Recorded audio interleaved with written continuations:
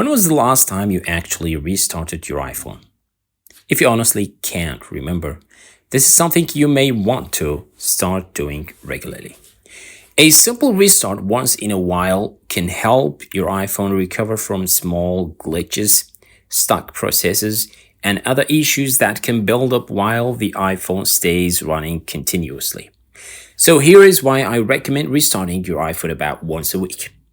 When your iPhone stays powered on for several days or even weeks, different apps and system processes continue running in the background.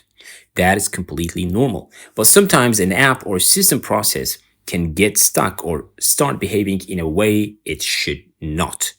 Restarting your iPhone gives iOS a fresh start.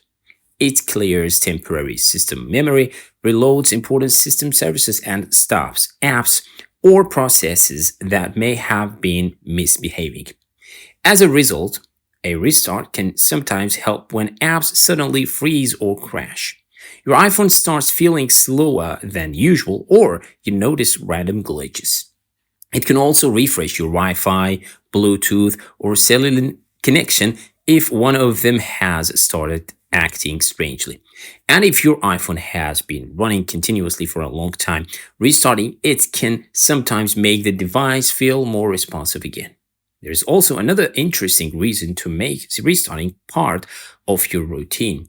Cybersecurity experts have recommended periodically restarting smartphones because doing so can interrupt certain types of attacks that depend on a device remaining powered on continuously. Of course, restarting your iPhone is not a replacement for installing iOS updates or following good security practices, but it is a simple extra habit that costs nothing.